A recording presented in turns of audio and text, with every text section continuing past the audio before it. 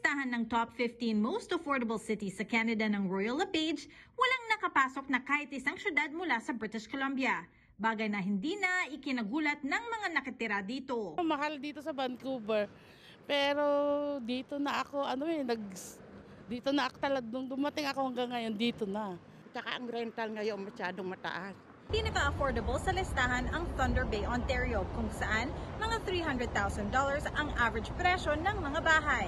Top 5 ang Edmonton, kung saan nasa $442,000 naman ang average na bahay. Pasok din ang Winnipeg sa top 10. Tinagnan din ng pag-aaral ang mga sweldo sa mga syudad na ito. Kung gusto mo talagang medyo mababa ang yung life of yung living talaga, I think Alberta is good as well. He told me that it's more like cheaper and affordable to live there than here.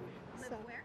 Winnipeg. Ayon sa 2024 Most Affordable Canadian Cities Report na ginawa ng Hill & Knowlton para sa Royal LePage, kalahati sa 900 nakatira sa tatlong pinakamalalaking syudad sa Canada na na-survey, nag-iisip na bumili ng property sa ibang syudad kapag mas affordable raw ito at makahanap sila ng trabaho sa syudad o remote work. Sa mga renter naman na na-survey, 60% sa kanila gustong mag-relocate sa isang syudad na hindi masyadong mahal. May kilala kong vlogger before, I think they lived here sa Vancouver, and they said na hindi nila kayang makabili. I think it's cheaper pag pupunta ka ng outside city, pero pag syempre malaki naman yung maganda naman yung trabaho mo, siguro worth it naman siguro magstay. Pero 40% naman sa mga na-survey galing sa mga pinakamalaking syudad ayaw nang lumipat sa ibang lugar sa Canada kahit na maaring maging mas matipid ito. For me is the weather. Vancouver is a beautiful place talaga.